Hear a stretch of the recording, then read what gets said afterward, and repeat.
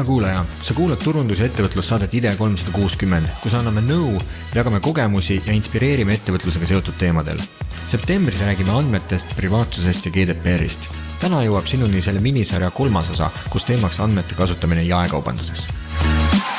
Mina olen Andri Arro, olen turunduse ja kommunikatsiooni peal, vastutan selle eest Rimis. Paralleelselt olen oma nõu ja jõuga kaasatud ka Kaupmeeste Liidu tegevusse.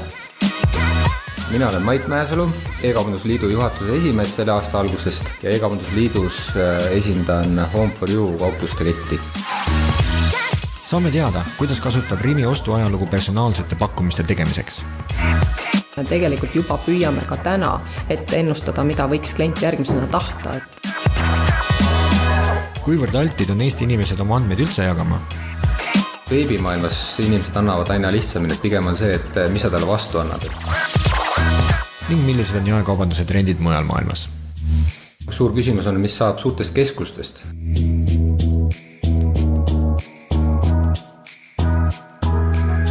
Värske IDEA 360 jõuab sinuni igal teisipäeval. Leiad meid äppide ja platvormide kaudu, kust oled harjunud podcast'e saama.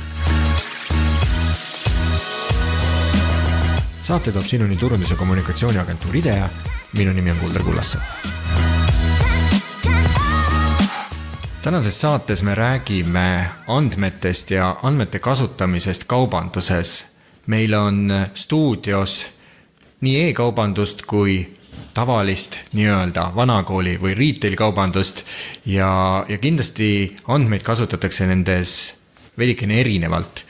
Andrea, kui palju Rimil Eestis poode on? Hea küsimus, iga kord mul läheb segamini. Minu mõist 82, kui ma nüüd ei eksi, oli viimati. Ja kas sul on ka sellist, ütleme, head ülevaadet selle kohta, et kui palju keskmiselt päevas Rimis erinevaid oste sooritatakse? Ja on küll ikka. Me jälgime seda ju igapäevaselt, iganädalaselt. Nii palju võin öelda, et iganädalaselt käib või oste sooritatakse meie kaupluses pea 1 miljoni ligi. Nii et see on ikkagi väga-väga võimas andmemaht. Ja kui ju täpselt sa jõudsidki kohe sõnani andmed, et millise detailsusastmega jaekaubanduses, just sellises jaekaubanduses, kus inimene tuleb poodi, võtab korvi, käru, laob kaupa täis, maksab, läheb ära, et millise detailsusastmega andmeid salvestatakse? No üldiselt inimesele tõenäoliselt, kes poodi tuleb ja oma piima, leiba, saia ostma, siis nende mõistes tõenäoliselt seal ei ole midagi keerulist, et kui keeruline saab olla piima letti tuua või leiba, saia muretseda kaupluse kett oma kaupluse pinnale. Aga tegelikult on neid andmeid ikkagi väga-väga palju, neid, mida analüüsitakse, neid on tohutult. Et nagu ma ütlesin, meil on 1 miljon klienti või 1 miljon ostu nädalas, mida me ju tegelikult analüüsime 1, 2 ja 3 pidi. Mida me siis, ja ega iga valdkond, iga osakond analüüsib temale olulisi andmeid, nii et ja kui rääkida sellest, et mida igapäevaselt siis analüüsida, eks see on ikka müügi suurus, ostude arv, keskmine ost, laojääk, kampaaniate müük, mahakandmised, töötundide müügid per pind, ruutmeeter ja nii edasi ja nii edasi. Pluss sinna juurde ka tegelikult tunnimüügid, päevamüügid, mida kauplustel vaja on ja nii edasi. Nii et see on ikkagi päris suur andmete maht, mida me analüüsime. Kõiki neid andmeid kasutatakse kaupluste arendamisel ja kontseptsioonide arendamisel, aga kas on sul võimalik, ütleme, välja tuua lihtsustatud kujul, et millised andmed on need, mis tavatarbijat võib-olla kõige enam mõjutavad tema võimalusi poes mingid oste sooritada või kaupu valida? Ja tavaklienti mõjutab ikkagi need andmed, mida ta meie poest konkreetselt ostab, millal ta ostab ja kui palju ta ostab, ja kust ta seda ostab, et see kõik oleneb ja neid me tegelikult ka analüüsime ja vastavalt sellele oma poed üles ehitame. Ja siia paralleelselt kõrvale muidugi, millega Rimi toimetab, on ju personaalsed andmed, et me vaatame ka oma klientide personaalseid oste, et mida iga klient eraldi veel ostab. Need on need kliendid, kes kasutavad kliendikaarti ostu registreerimisel? Ja, täpselt nii. Need on need kliendid, kes kasutavad meie kauplustes kliendikaarti. Aga siinkohal ma tahakski kohe öelda juurde, et nendele klientidele võib-olla, kes nüüd natukene võib-olla ärritusid selle peale või erutusid, et igat klienti eraldi Mati kuskilt Jürist, et nüüd kõik teavad, mida Mati Jürist ostab. See ei ole päris nii, et me ei isiksusta oma kliendikaardi andmed selles mõttes, et me ei analüüsi Matit ja Jürit ja Mariat kuskil, vaid tegelikult, et meil on ikkagi meie jaoks tundmatud inimesed, keda me tegelikult ju analüüsime. Aga miks te ei analüüsi teda eraisiku ja isikustatud tasemel? Me selles mõttes, et me ikkagi analüüsime teda isikustatud tasemel, et seda Mati ostukäitumist me analüüsime, aga me ei tea, et see Mati on Jürist, et see ei ole meie jaoks nagu sellel hetkel võib-olla oluline. Ta muutub sellel hetkel oluliseks, et kui me tahame talle saata näiteks tema jaoks spetsiaalselt poodi kuhugile midagi või saadame talle koju midagi või nii edasi. Mait, kui palju Home4U's on kliente, kes kasutavad e-poodi, kui palju on neid, kes käivad tavapoes? No Home4U võib-olla võrreldes Rimiga, et mööblisektoris on kindlasti e-kaubandus on võib-olla kaugemal arenenud, et me oleme see aasta jõudmas tõenäoliselt kuskil 20% piirile, et 20% meie ostudest toimub juba veebist. Kas see andmete hulk, mida teie salvestate ja kogute, on põhimõtteliselt sarnane Rimiga, pidades siis silmas neid näiteid, mida Andrea tõi, aga kuna kaubavalik on selle võrra väiksem või te kasutate veel mingid põnevamaid teistsuguseid andmepunkte? Ma ütleks, et poolenisti on sarnane Rimiga, aga meil täielikult puudub kliendikaart. Et võib-olla mõnes mõttes me oleme niisugune vanamoodsam kauplus, aga teiselt poolt, kui vaadata meie sektorit üldiselt, siis ka paljudel teistel mööblisektoris, et ei kasutada kliendikaarti. Et pigem tehakse personaalseid soodustusi või aga me ei suuda üldse nagu minna niivõrd kliendi tasandile nagu Rimi, et välja arvatud siis veeb, kuna veebist on ikkagi klient on palju paremini isikustatud kui võrreldes jaekaubandusega meil. Aga kliendikaardi tegemise plaan on teil olnud, et seda isikustatud ja ostu ja päris inimest rohkem kokku viia?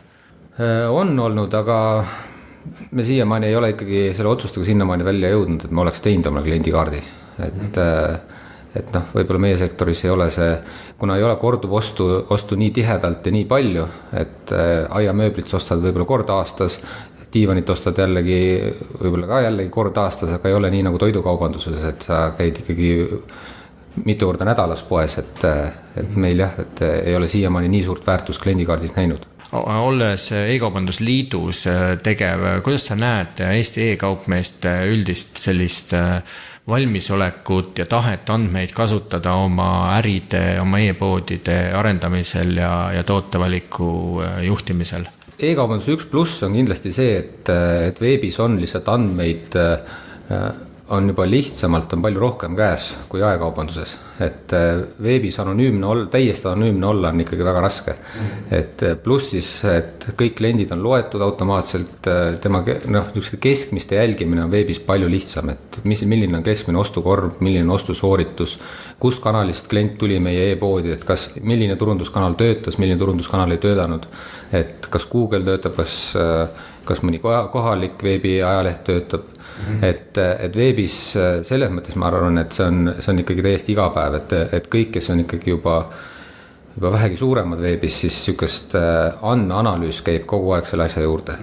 Et just, et muuta oma turundust efektiivsemaks, et kuhu kanalisse raha suunata, kuhu bännerid osta, et kuhu investeerida. Eelmises saates rääkisime sellest, et on vaja teatav hulk andmeid, et teha analüüse, mis annaksid selliseid häid tulemusi, mida oleks võimalik üldistada ja nad oleks piisava suure täpsusega. Neid sektoreid, kus Eestis piisavalt palju neid kriitilisi andmeid tuleb, on vähe. Need on pangandus, see on finantssektor, seal on ütleme lisaks jaekaubandusele ka energeetika ja sellised. Nüüd, kui suur on jaekaubanduses, näiteks Rimis, kus on miljonid oste, võimalused andmete kasutamise kasvuks. Milliseid trende te lähiajal näete, Andrea? No, võimalused on tegelikult meeletud, et eks siin pigem piiriks ongi inimese oskus neid andmeid ära kasutada, et mida meie selgelt näeme enda puhul, et mida võiks kindlasti paremini osata teha. tuleviku mõistes, kuidas andmeid ära kasutada, no kindlasti number 1 trend, mis ikkagi maailmas levib, on personaalsus. Ja personaalsus ja selle võimendamine veelgi ja minna veelgi inimesele lähemale on ilmselgelt võtmese märksõna meie jaoks, tuleviku jaoks. Kas sa saad tuua mingeid mõtteid konkreetseid ka, et mida see personaalsus praktikas võiks tähendada minule näiteks kui tarbijale? No kui me täna Rimis edastame või pakume oma inimestele või klientidele tooteid, mida nad on ostnud teatud tootegruppidest, siis tulevikus me näeme seda ikkagi, et see on väga selgelt see konkreetne toode, mida sina ostad.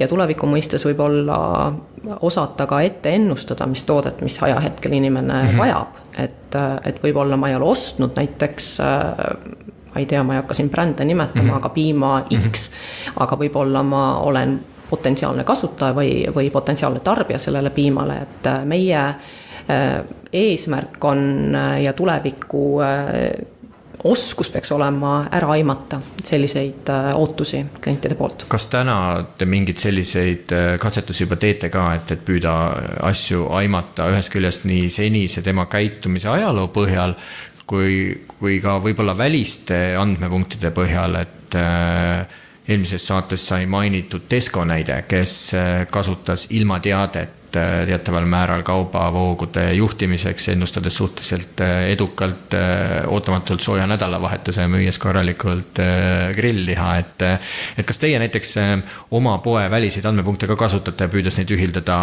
oma andmetega? No sooja ilma ennustamine selliselt, ma arvan, et seal oli päris palju õnne ka. Kindlasti oli õnne. Aga Rimi tegelikult täna juba teeb seda, et me kasutame väga selgelt toodete tellimisel ära juba klientide ootusi tulevikuks. Ka võimalikke tulevasi hooaegasid, võimalikke nii palju, kui me suudame ilma ette ennustada, aga tegelikult ilma. Et me juba teeme seda tegelikult täna. Personaalsuse puhul me teeme tegelikult seda täpselt samad moodi, et personaalsetes pakkumistes me tegelikult juba püüame ka täna ette ennustada, mida võiks klient järgmisena tahta, et meil on ka see juba täna olemas tegelikult. Aga me peaksime selle muutma veelgi täpsemaks, et täna ta on selline natukene võib-olla veel liiga võib-olla laiali valgu. Toidukaubad, see on hästi kiiresti liikuv kaup, tehakse osta hästi tihedasti, samas e-kaubanduses, nagu sa ütlesid, on näiteks ka sinu sektor on mööbel, ja samas on tööstuskaupu palju. Kus sa näed, millised need sektorid võiksid olla, kaubasektorid, kus e-kaubandus ja andmete koos kasutamine võiks tuua senisest suuremat kasvu? Näiteks Amazoni puhul on räägitud sellest, et nad püüavad uusi tooteid juba matchida potentsiaalsete klientidega ja neile lähemale viia näiteks, et kas on mingisuguseid huvitavaid näiteid või sul isiklikelt selliseid põnevaid ootusi e-kaubanduse ja andmete koosluses? Mida suured väga palju globaalsemad e-poed kasutavad, Amazon, eBay on ikkagi sinu ostukorvi analüüs, et mida võib-olla ongi, kui sa käid ja Amazonis ringi, kui sa vaatad mingeid raamatuid, siis tegelikult on suhteliselt tõenäoline, et kui sa jätad oma ostusel sooritamata, siis paari nädala jooksul tuleb sulle kas meil või tuleb mingi pakkumine, kus öeldakse, et näed, sa vaatasid neid, et nüüd tule ikka ja osta ära, et kus just e-kaubandus siis jaekaubandus on seda raskem teha, e-kaubandus on see mõnes mõttes eelis, et sa tead täpselt, kus ta käis, mis ta tegi, ja sa saad talle teha personaalse pakkumise selle peale. Näiteks eBay kasutab väga palju seda, et kui sa jätad ostukorvi pooleli, et ta näiteks 3 või 4 päeva pärast tuleb sul kiri, kus ütleb sulle, et näed sa 5% soodsamalt, et tee ikkagi lõpuni, et osta ikkagi ära. Et see on niisugune näide, kus andmeid ja võib-olla isikustamist kasutatakse koos e-kaubanduses. Eesti näitel võib-olla on seda vähe veel, et esiteks on inimesi vähem ja meie kohalikud e-poed, et võib-olla kõik ei ole jõudnud oma arendustega sinnamaani, et nii palju ja nii detailselt kõike teha. Et pigem on meil head globaalsed näited. Pigem siin võib-olla ongi see brick and mortal nõnda nimetatud kauplustes, ehk siis vana nagu välja on toodud, et nõnda nimetatud vanavoodses kaubanduses. Tegelikult me ju analüüsime tegelikult kliente täna, kes võib-olla ei ole mõnda aega meil käinud, ja siis vastavalt sellele tehakse ka erinevaid pakkumisi inimesele, et teda uuesti meelde tuletada talle, et meil on midagi head ja soodsat täpselt tema jaoks. mina tarbijana olles kindlasti keskmisest, ütleme sellisem altim uuendustele, ootan kaubandusest kindlasti rohkem personaalsust ja sellist päris personaalsust, mitte näilispersonaalsust. Andrea, sa tõid algul välja, et te küll analüüsite oste, aga te ei pane nagu kokku, et mina ostsin täna täpselt seda, vaid ütleme, ta ei pruugi olla nii isikustatud, kui tehniliselt oleks võimalik. Kartes justkui teataval määral sellist privaatsusriivet võib olla, et Eesti inimene võib-olla ei ole nii valmis. Et teisest küljest on vist näiteid olnud ka juba välismaal korra mainitud, on läbi käinud, et kui ma näiteks ostan piima ja sellel on säilivustähtaeg 26. september, siis 25. hiljemalt tekib mu ostukorvi uus piim, et mis sa arvad või mis te mõlemad arvate, et kuivõrd altid on Eesti inimesed oma andmeid, ka ostuajaloo andmeid andma edasi selleks, et tegelikult saada paremat teenust? No ma ühe täpsustuse teeksin siin, et tegelikult Rimi teeb täna personaalseid pakkumisi Jürile ja Marile ja Kaisale ja nii edasi. Et need ongi nende enda ostuajaloo põhjal tehtavad pakkumised. Lihtsalt võib-olla me saame seal minna veel täpsemaks ühel hetkel. Okay. Aga tuleviku seisukohast ilmselgelt see võiks olla üks selline võimalik stsenaarium jaekaubanduses, et piim saab otsa, et me jälgime ka juba kuupäevasid, millal üks või teine toode aegub. Kui altid on inimesed andma oma andmeid, siis ma peaks ütlema, et täna on nad juba natukene nagu rohkem juba, neil on võib-olla rohkem juba teavet täna, mis puudutab privaatsust, mis puudutab andmeid, mingil määral on nad võib-olla ära hirmutatud, on võib-olla natuke sellised tagasihoidlikumad oma andmete jagamisel, kuid ma väga-väga loodan, et ühel hetkel ikkagi ka meie kliendid hakkavad sellest aru saama, et see on ainult puhtalt nende huvides. Sest et nii nagu ka eelmine saade oli siin juttu, et e-kaubanduses on kliendid palju altimad andma oma isikustatud infot, ilma et nad üldse kontrolliks, kellele ja mida nad annavad. Siis jaekaubanduse puhul on see ju väga-väga kontrollitud, mis infot ma jagan, mida ma selle eest saan ja nii edasi, et igal juhul võiks julgemalt. Aga juba vaikselt ma näen, et need trendid hakkavad tulema, et ehk läheb see natukene vabamaks ühel hetkel. Mait, kuidas sulle tundub? Eestlased andmete jagamine ja kasutamine tegelikult ju ka turunduslikel eesmärkidel? Ma arvan küll, et veebimaailmas inimesed annavad aina lihtsamini, et pigem on see, et mis sa talle vastu annad, et tihti meie e-poodis on see, et inimene, kui ta väga midagi vastu ei saa ka selle eest, et siis ta ei tahagi anda neid andmeid, et kas sa näed seal oma ostuajalugu, kas sa saad näiteks justkui toidukaubandust rääkida, et kas ma saan oma eelmiseid ostukorvisi kasutada uuesti ostu tegemiseks, et sealt reaalselt tuleb inimeselt otsene tunnetus, et mul on kasu sellest, et või vaadata, mida ma tavaliselt ostan, et mis hinnaga on, saan hinnavõrdlusi teha, et siis inimesed ka jagavad, et selle asemel teha ostu anonüümselt, iga kord hakata otsast pihta, saan ma nagu kasutada eelmiseid ostukorvisid. Ja siis mis minule isiklikult väga meeldib, et olles siin erinevaid jaekauplejaid nüüd katsetanud viimasel ajal. Mis veebimaailma veel puudutab, et võib-olla seal on pluss on ka see, et me suudame, või veebimaailm suudab oluliselt kiiremalt reageerida, et kui ka siin ilmanäide, mis ennem oli, et ei peagi nii palju seda ette analüüsima, kui see, et vaatan, mis järgmisel päeval juhtub, et veebis sa saad võib-olla nagu kiiremini reageerida, et ma ei pea neid tooteid võib-olla alati ka liigutama kuhugi kauplusesse, mis jaekaubanduses on vajalik, et teha ruumi võib-olla tuleb talvehooaeg, nagu ikka talv saabub ootamatult, et need labidad asjad kohale jõuaks, siis veebis on need ju tegelikult kogu aeg, et lihtsalt, et tõsta pakkumiste või asjadega. Kommunikatsioonis ära kasutada seda eelkõige siis. Et annab nagu, veebis võib-olla pigem ongi et ei saagi aru, et neid andmeid kasutatakse nii palju, et see lihtsalt toimub juba iseenesest. Üks asi, mida ma ise just tööstuskaupade mööbli puhul e-poodidest osteldes olen mõelnud, on see, et kui siin tõime näite, et võib-olla ostan toidukaupu, sellel on säilivustähtaeg, on üks selline asi, mis võib olla selleks triggeriks järgmisele sammule, siis aiamööbli puhul näiteks mulle tundub võimalusena see, et kui kaupmees teab, millal ma midagi ostsin, siis sellele ostule ju järgneb see kasutustsükkel, kus selle kaubaga võib-olla tuleb midagi teha. On mingid hooldamised jalgrataste puhul, autode puhul, et auto tuletab ise meelde, et oleks aeg hooldusesse minna, aga kui kaupmees on mulle müünud näiteks tõesti aiamööblit, siis siis uue hooaja alguses näiteks saata meeletoletus, et kuule, nüüd sa võiksid seda ja seda ja seda teha ja seeläbi genereerida uut müüki, et kiiresti liikuvate kaupade puhul on võib-olla selline agressiivsem pakkumine kohasem ja kaupade puhul, mis ei rikne nii kiiresti, on kasutuse juhiste andmine selline minu arvates nagu hea võimalus. Jah, et võib-olla meie mööblisektoris, et selle hooaja alguse tabamine on kindlasti jah, et Homfor ju tegeleb samamoodi jaekaubandusega ka, et just, et oleks õigel ajal kõik tooted ka poodides kohal, ja samamoodi, et turundust alustada sellel õigel hetkel, et mitte siis, kui veel tegelikult ei ole veel ilmad või et ei ole veel vastavuses.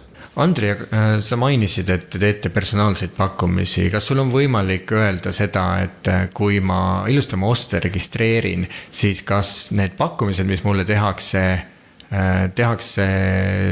selle järgi, et kuna ma näiteks ostan nii ja nii palju mingit toodet, et siis mulle hakatakse sellest allahindlust pakkuma või see soovitused, mis tulevad, on nagu kaasnevad, et müüki suurendada, kuidas see loogika on? Allahindluste puhul on ikkagi erinevad mehaanikad ja põhjused, mida ja kuidas me teeme. Üks kindlasti enim levinud allahindluste vorme ongi see, et ma vaatan, mida ajaloos kõige rohkem on ostetud ja selle toote panen siis müüki allahindlusega ja tean, et klient kindlasti poodi tuleb. Teine vorm, nagu sa ise mainisid, ongi see, et ma pakun midagi uut ja huvitavat selleks, et meelitada siis kas uusi kliente või siis tõsta ostukorvi või siis pakkuda ühesõnaga midagi kliendile erilist, miks ta peaks meie poes käima. Ja personaalsete pakkumiste puhul me kasutamegi neid mõlemaid versioone, et selleks, et olla kliendile meelepärane ja teha siis talle hea pakkumine, siis me teeme allahindluseid nendele toodetele, mida ta on ostnud meie poest või mida ta armastab, mis talle meeldivad selleks, et ta tuleks meie juurde ja tegelikult me teeme ka talle pakkumisi soovituste näol, et me näeme, et ta on ostnud siin toodet X ja sellega näiteks sobitub väga hästi toode Y, et miks mitte proovida talle toodet. Seonduvad tooted, sarnased tooted ja nii edasi. Ka toidukaubanduses on e-poodlemine viimasel ajal väga kõvasti kuumaks teemaks saanud. Neid autosid erinevate logodega vurab ringi vaikka väga palju, et Rimi on seni hoidnud natukene tahaplaanile.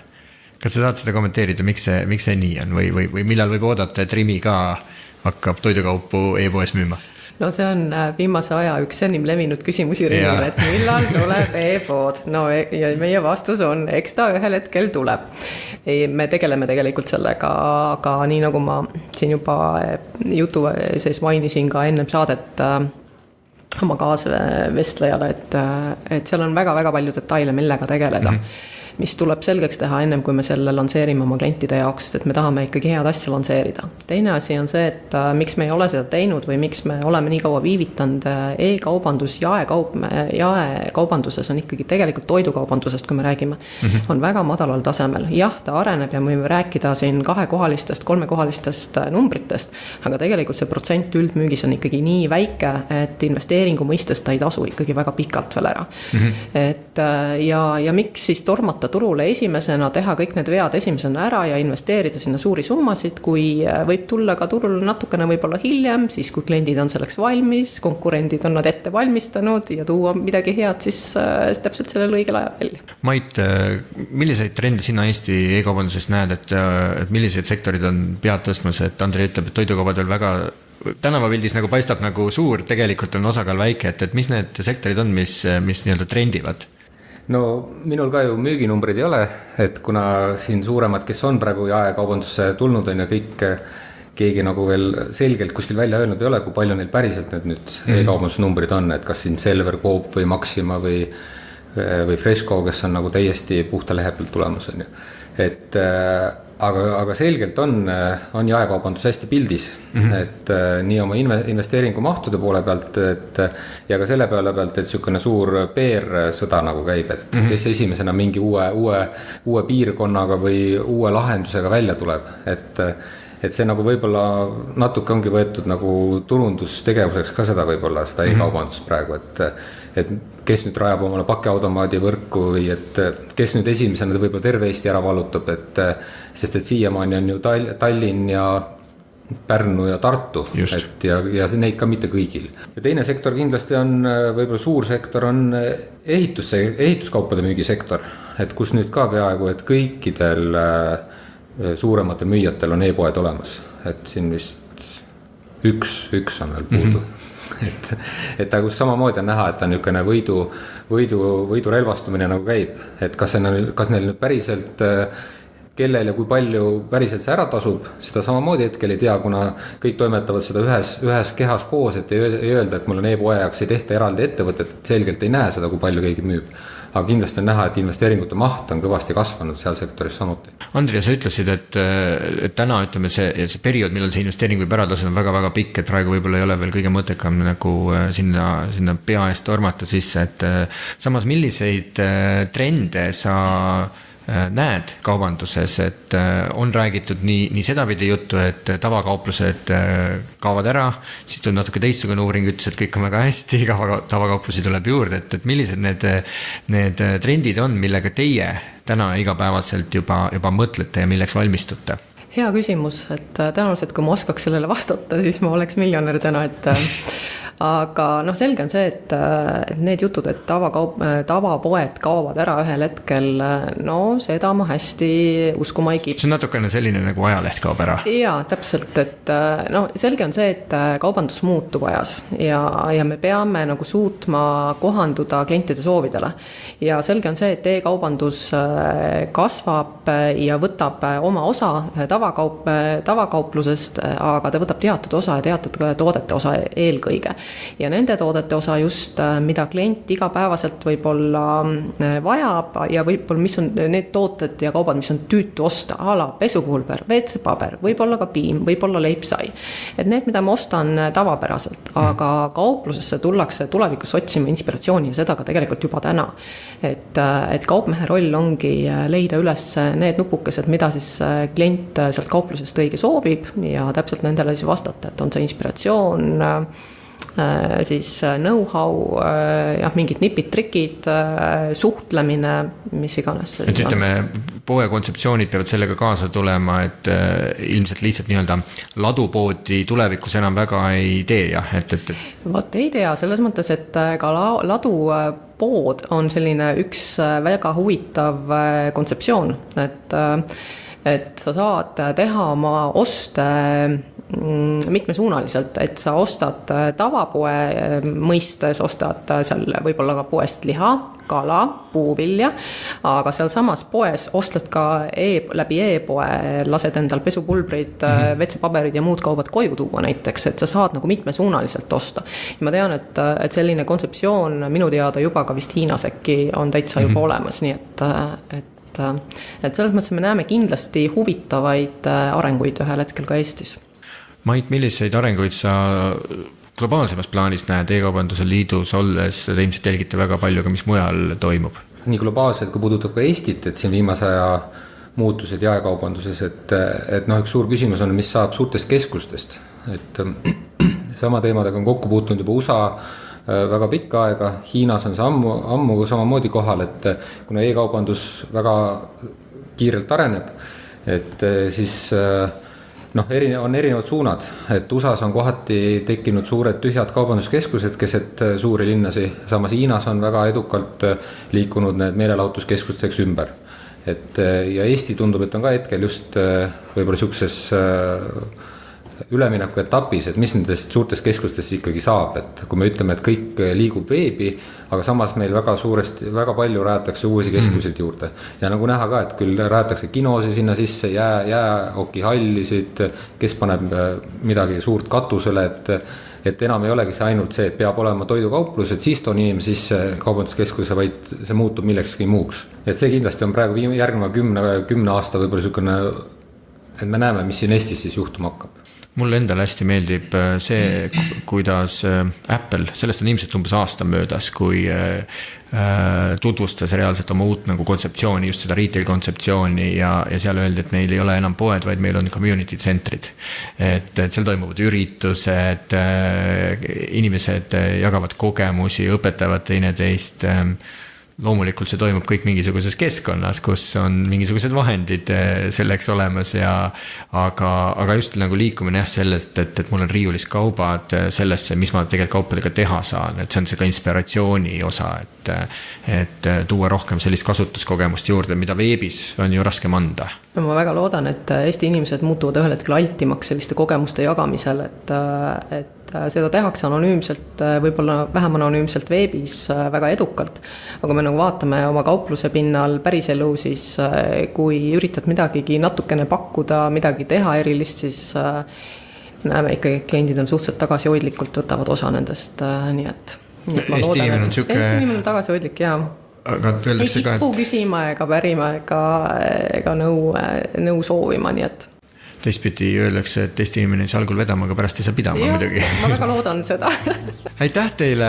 Väga huvitavad arengud on, ma arvan, jaekaubanduse sees nii e-poodides kui ka siis nii-öelda tavalistes poodides ja IDEA 360 hoiame kindlasti pilku peal. Aitäh!